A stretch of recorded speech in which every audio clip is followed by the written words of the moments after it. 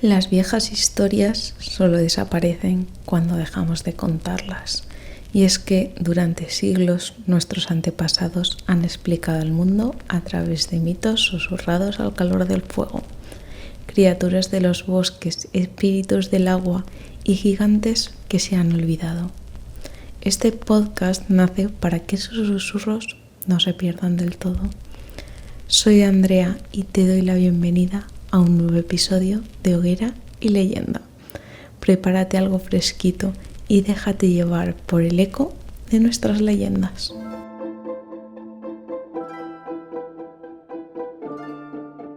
Cierra los ojos por un instante y viaja mentalmente a las cumbres más elevadas del norte de la península. Imagina un paraje tan alto que la vegetación arbólea realmente ha desaparecido casi por completo, dejando al descubierto crestas de roca caliza, musgo helado y neveros, o también llamadas neveras, que resisten el hielo incluso durante los meses más cálidos del verano. Imagina que te encuentras a una altitud donde las nubes ya no están sobre tu cabeza, sino bajo tus pies, formando un mar denso y blanco de niebla que oculta los valles, las masías y el murmullo de la civilización. Aquí arriba la luz del sol brilla con un matiz dorado y tan puro, casi cristalino. El aire es tan limpio y frío que al inspirar sientes una pureza limpia en el pecho. Todo a tu alrededor permanece en calma, en una calma absoluta. Solo se escucha el silbido suave del viento que acaricia las aristas de las piedras y el crujido del hielo al resquebrajarse. De repente, una sombra rápida rompe la uniformidad de la luz, un destello centelleante como el reflejo de un espejo bajo el sol. Cruza una garganta de roca a la velocidad que realmente desafía la física. A continuación, escuchas un sonido sordo y rítmico, el repiqueteo de unas pisadas ligeras que apenas rozan las aristas de los riscos. No hay rastro de torpeza ni de pesadez. Es un galope aéreo limpio, como si la criatura que lo produce no pesara más que una pluma. Al girar la cabeza para intentar enfocar la vista, sientes una ráfaga de aire repentina, un soplo helado con olor a flores de montaña recién abiertas y agua de manantial. Pero ya es tarde.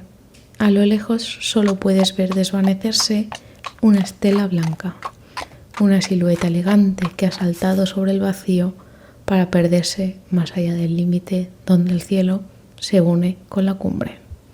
Y es que, aunque lo pienses, no ha sido una alucinación provocada por la falta de oxígeno, ni un truco del reflejo de la nieve. Acabas de cruzar la mirada con una de las entidades más codiciadas, temidas y bellas de nuestra tradición oral, el habitante invisible de las cumbres, el señor de la salud y la velocidad, un ser que nuestros antepasados han buscado durante muchos siglos en los montes de Palencia, en las gargantas de Cantabria y en los frondosos valles de Asturias, en los llanos de Castilla. Prepárate, porque vamos a seguirle el rastro a la criatura que desafió el tiempo y la razón. Hoy hablamos del oricuerno. Nos adentramos en uno de los capítulos más fascinantes, ricos y desgraciadamente que hemos olvidado del folclore peninsular. Vamos a hablar de la criatura cuyo nombre adopta diversas variantes según la comarca donde te encuentres. Podemos llamarlo oricuerno, alicornio o en algunas zonas de la meseta unigaso o pegacornio. Y es que muchas veces cuando pensamos en la figura del unicornio, nuestra mente viaja directamente a los tapices franco-flamencos de la época del Renacimiento, a la heráldica de la corona británica o a unos cuentos de hadas de la literatura anglosajona. Se nos viene a la cabeza la idea de que el unicornio es una invención puramente nórdica o centroeuropea. Sin embargo, la realidad es muy distinta, y es que el oricuerno realmente no es una copia tardía del mito europeo, es una evolución popular, directa y autóctona del unicornio indoeuropeo en la península ibérica. Su presencia en nuestra geografía es asombrosamente amplia y muy diversa. Si recorremos la cordillera cantábrica, encontraremos su rastro en los puertos de montaña de Cantabria y Asturias, donde los pastores locales lo consideraban un ser tutelar de las alturas. Si bajamos hacia las tierras de Palencia, especialmente en municipios como Brañosera o Villanueva de la Torre, y nos adentramos en la provincia de León y la comarca del Bierzo, el oricuerno deja de ser una simple criatura de cuento para convertirse en una figura médica y mágica que se convirtió en un ser indispensable para la supervivencia de las comunidades rurales. Su leyenda se extiende más al sur, cruzando la meseta castellana, hasta llegar a las serranías de Cuenca y las riberas del Alto Tajo. Esta criatura ha quedado inmortalizada a través de 3 vías fundamentales. En primer lugar, la tradición oral, mantenida viva por los pastores, curanderas y arrieros. En segundo lugar, la literatura erudita de la medicina de los siglos XVI y XVII, donde cronistas e historiadores trataron de documentar sus poderes. Y en tercer lugar, la iconografía artística que ha quedado esculpida en la piedra de nuestras iglesias románicas y plasmada en lienzos religiosos de la Edad Moderna. Para comprender el impacto que ha causado el oricuerno en la imaginación popular, debemos analizar detenidamente su morfología física. Y es que los textos antiguos y los relatos orales no lo describen como un simple caballo blanco con una asta incrustada en la cabeza. Su aspecto es un tapiz de rasgos animales cargados de profundo simbolismo, pero sus principales rasgos son los siguientes. En primer lugar, el cuerpo y la cabeza. Y es que posee el porte musculoso y elegante de un corcel blanco, de pelaje totalmente impecable, pero sus extremidades traseras y delanteras no son pesadas. Al contrario, son finas, ágiles y elásticas, idénticas a las patas de un gamo o de un corzo de montaña. Su cola no es la que encontramos habitualmente en la de un caballo, sino que es una larga cola que remata en un mechón tupido, idéntica a la de un león, que simboliza la fuerza y la realeza. Su cabeza presenta un matiz púrpura o cobrizo muy peculiar, y es que sus ojos son de un azul tan profundo e hipnótico que se decía que quien se atrevía a mirarlo fijamente a los ojos quedaría sumergido en un trance de serenidad.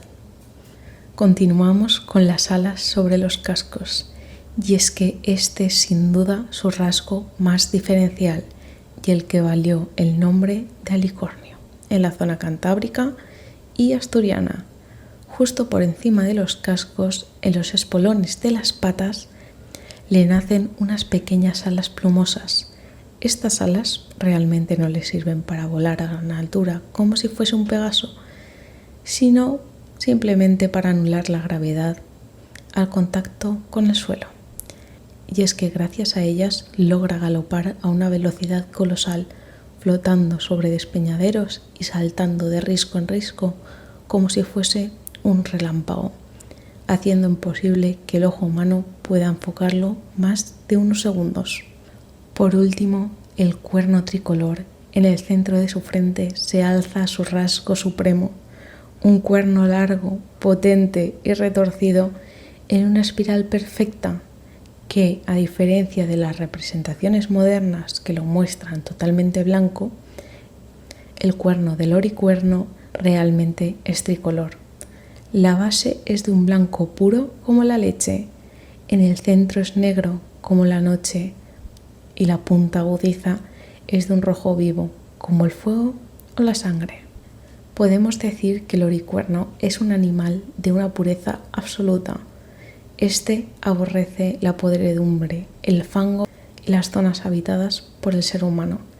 Y es que su hábitat normalmente se sitúa en las cumbres inaccesibles, por encima del nivel de las nubes más altas, allí donde jamás llueve y donde los rayos del sol iluminan la roca durante gran parte del día. Su alimento no es la hierba seca ni pasto común, sino que únicamente se alimenta de flores tiernas de alta montaña y jamás bebe agua estancada o del río bajo, pues solo calma su sed en los nacimientos exactos de los manantiales más puros, justo en el punto donde la tierra brota. Pese a su apariencia hermosa, el oricuerno no es una bestia de fiereza e inexpugnabilidad aterradoras. Antiguos textos nos recuerdan que la criatura posee una fuerza desmesurada y un valor indomable. En caso de sentirse acorralado por un hombre o por fieras en el bosque, éste no duda en embestir con tal contundencia que no existe animal que lo atraviese o que le quite la vida de un solo golpe de su majestuoso cuerno. Entonces te estarás preguntando, ¿cómo era posible entonces lograr capturar a este ser tan rápido y destructivo? La tradición peninsular, que coincide con los bestiarios medievales, señala un único camino, la estratagema del pecho maternal o la virginal. Y es que el oricuerno es fiero e indomable ante la violencia humana, pero cae en una debilidad absoluta ante la pureza y el efecto. Para cazarlo llevaban a la joven virgen o de rostro bondadoso al corazón del monte y la dejaban sentada a solas en un claro. Los cazadores se escondían entre la espesura a favor del viento para que éste no pudiese oler el olor corporal que éstos desprendían. El oricuerno era atraído de forma irresistible por la presencia y el aroma de la muchacha. Se acercaba muy despacio, perdiendo así toda su agresividad. Al llegar junto a ella, éste agachaba la cabeza en un ademán de mansedumbre total y apoyaba su hocico o su cuerno sobre el regazo de la doncella. La joven le ofrecía uno de sus pechos para que el animal mamara o descansara. En ese instante el oricuerno entraba en un estado de sopor o embriagadez mística. Entonces este era el momento en el que los cazadores se abalanzaban sobre él por la espalda para someterlo y así poder quitarle la vida, obteniendo su tan ansiado cuerno. Para adentrarnos en la narrativa más potente y hermosa que nos ha llegado de esta criatura, debemos viajar a las serranías de Cuenca. Y es que cuenta la leyenda que en esa época lejana vivía una muchacha que, víctima de terribles injusticias, desgracias familiares y la persecución de autoridades de su villa, se vio obligada a huir de su hogar para así poder salvar su vida. Para no ser reconocida en los caminos ni sufrir los peligros que acechaban a las mujeres que vivían solas en aquel tiempo, decidió tomar una decisión drástica. Se cortó el pelo lo más corto que pudo, vistió ropas masculinas de cuero y paño tosco y adoptó el nombre de Carlos. Tras varios días caminando por senderos de montaña, Carlos llegó a un próspero pueblo donde nadie conocía su rostro ni su pasado. Y es allí donde solicitó trabajo y fue contratada en la hacienda de un rico comerciante de la zona, un hombre muy influyente y orgulloso. El comerciante tenía una única hija llamada Isabel, una joven virtuosa, inteligente y de una belleza singular. Carlos demostró ser un trabajador ejemplar, era atento, educado, refinado en el trato y un trabajador incansable. Con el paso de los meses, la convivencia diaria que hizo entre Isabel y el supuesto joven Carlos se creara una profunda complicidad. Sin embargo, lo que comenzó con una amistad sincera, de pronto se transformó en un amor ardiente por parte de Isabel. La joven se había enamorado perdidamente y terminó declarando sus sentimientos a Carlos. La protagonista se encontró entre un dilema terrible. Por un lado, sentía un amor profundo hacia Isabel. Por otro, sabía que si revelaba su secreto en aquella sociedad, podía costarle la hoguera o incluso la prisión e incomodar a la mujer que realmente amaba. Las circunstancias y la presión de las familias se precipitaron de tal manera que la boda había sido concertada y ambas terminaron casándose ante la bendición del pueblo. Al llegar la noche de bodas, estaban solas en la alcoba matrimonial, envuelta en temblores y con lágrimas asomándole a los ojos. Carlos comprendió que no podía cimentar su vida sobre una mentira con la persona que amaba.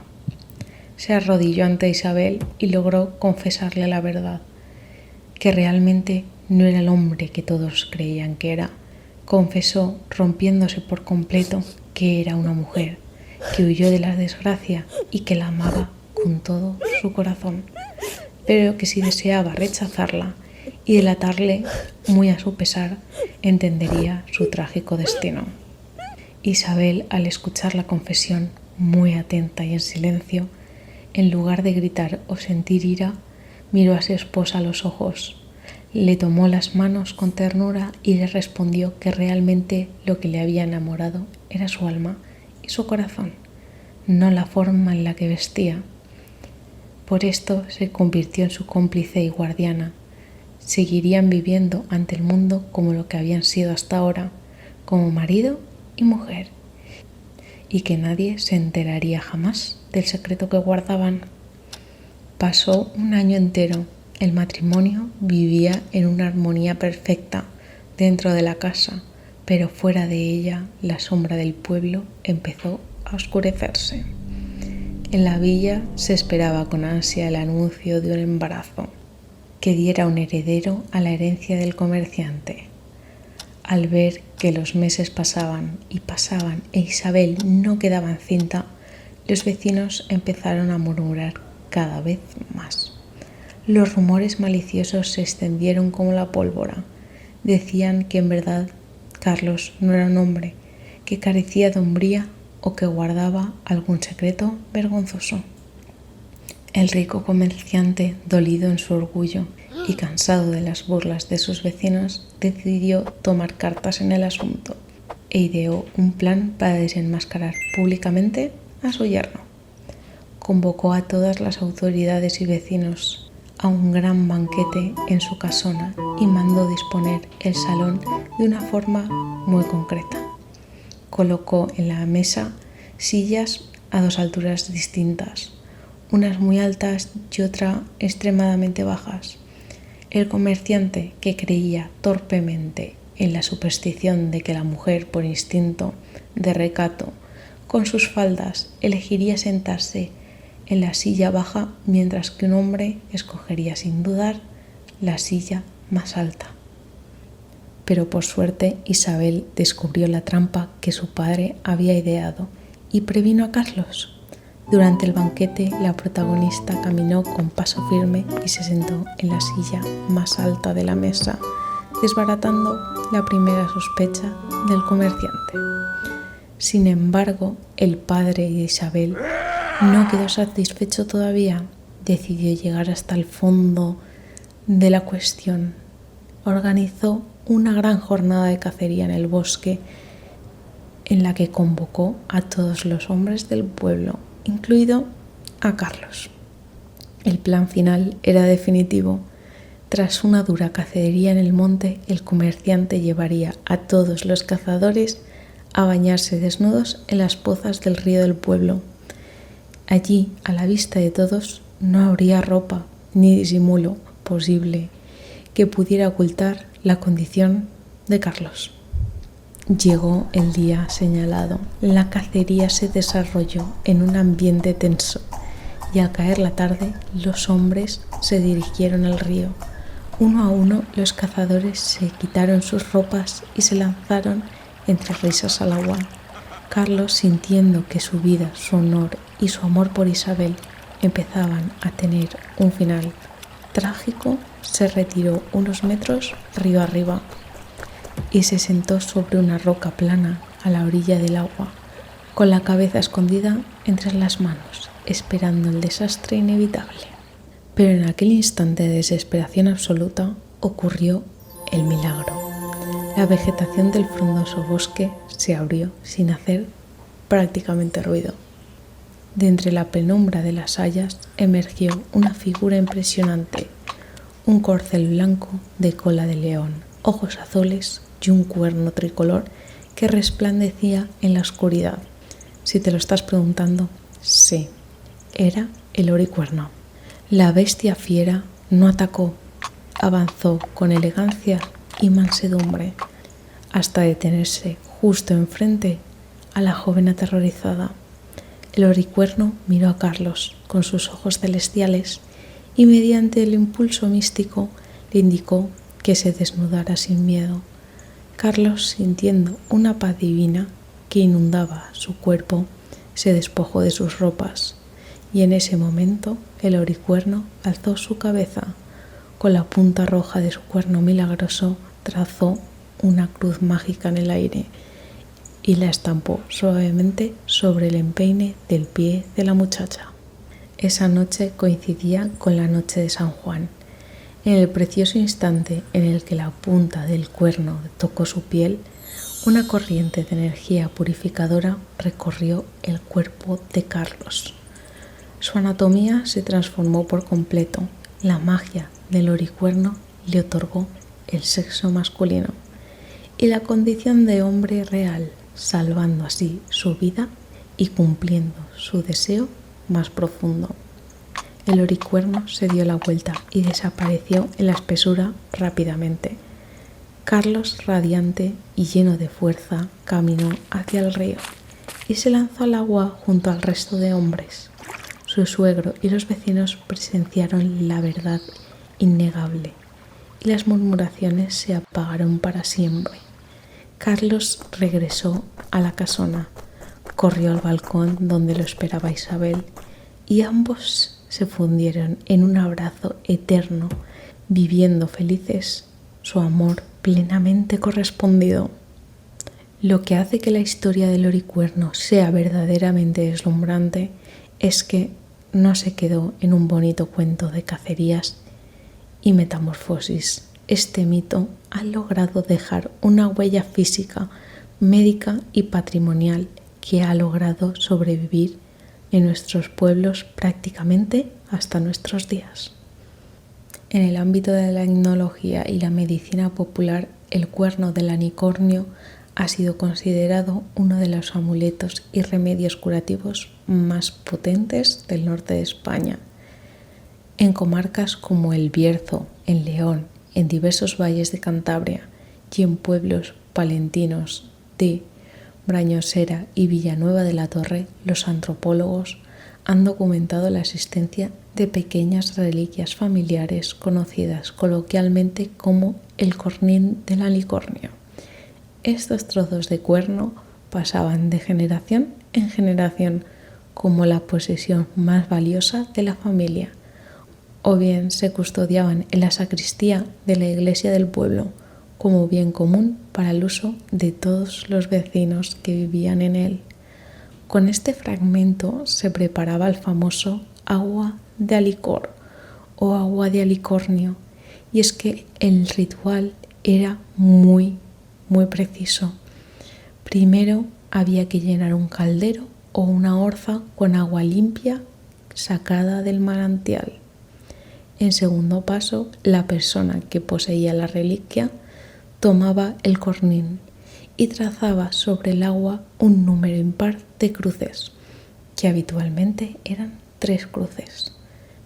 Tercer paso, se sumergía el cuerno en el recipiente y se recitaba una oración o una bendición tradicional.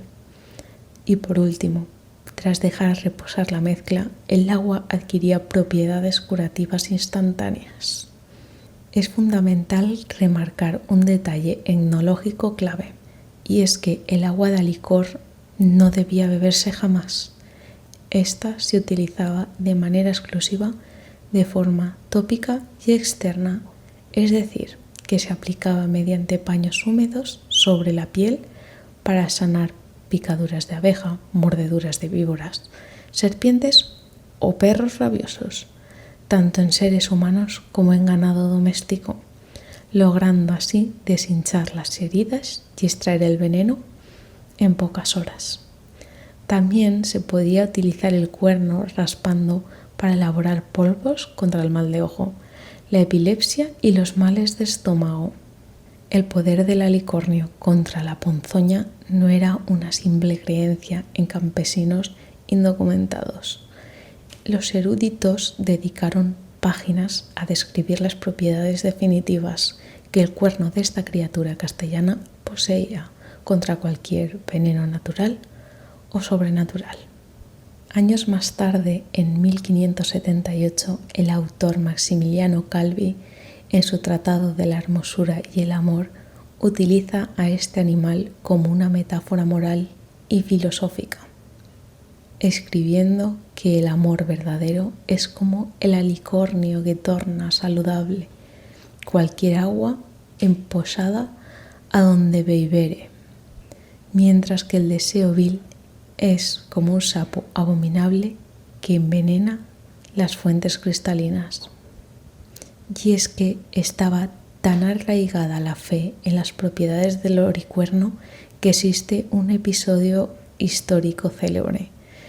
Se dice que el rey Enrique IV de Castilla, apodado el Imponente, llegó a gastar sumas astronómicas de la corona para enviar expediciones a África y Oriente con la orden de conseguir un cuerno auténtico de alicornio.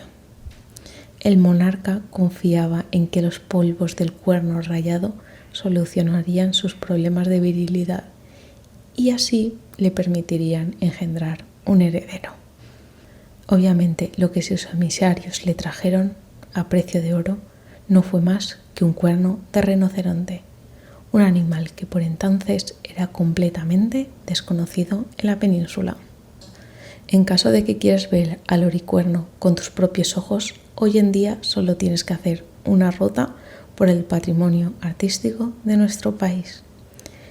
En el románico burgués del siglo XII, en la provincia de Burgos, conservamos representaciones románicas impresionantes.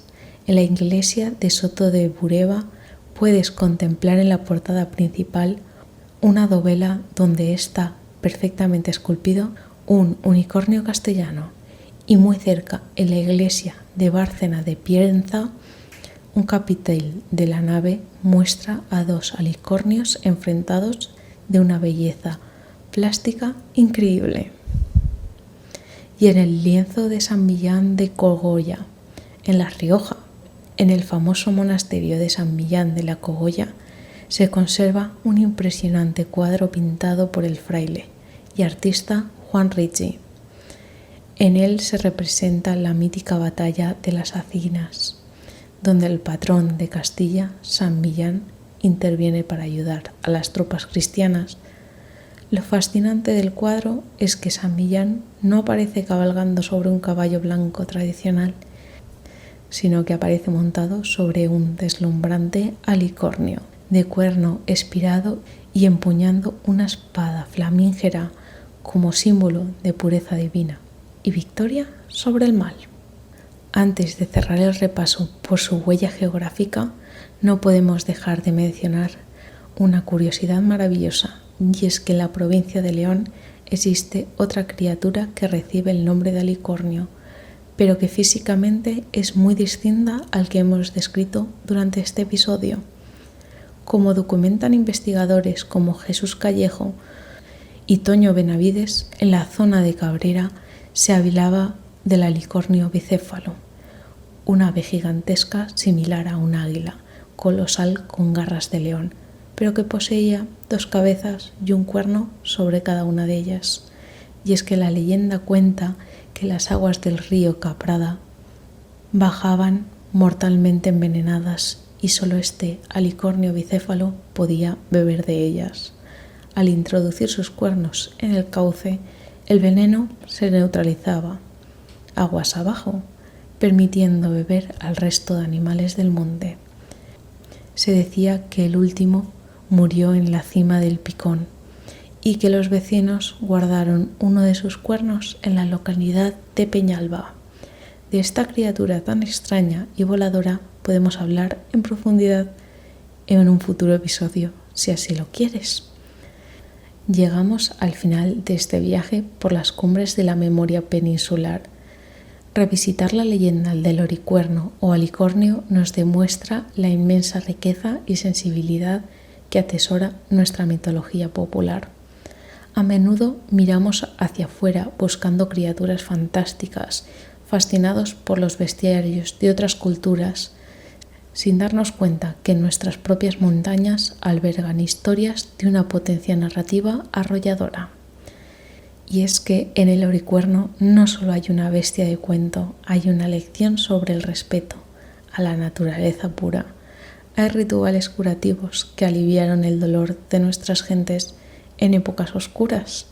Y sobre todo hay relatos como el de Cuenca, donde la magia de un animal se pone a servicio del amor, la lealtad y la libertad personal por encima de los prejuicios de la época. Nos enseña que para nuestros antepasados la frontera entre el mundo terrenal y lo sagrado realmente era tan fina como una capa de agua y que en el rincón más inaccesible del monte siempre había un lugar para la esperanza y el milagro. Me encantaría saber qué te ha parecido esta historia. ¿Conocías la figura del oricuerno o habías oído hablar de nuestros pueblos del famoso agua de Alicor o de los amuletos contra el veneno? Déjame por comentarios en la plataforma donde estés escuchando el podcast, porque sabes que me apasiona leerte y aprender de lo que me cuentas de tus tierras.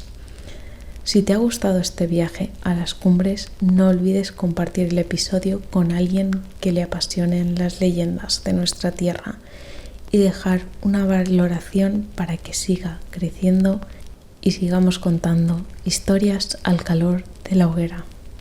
Nos escuchamos el miércoles que viene. Chao.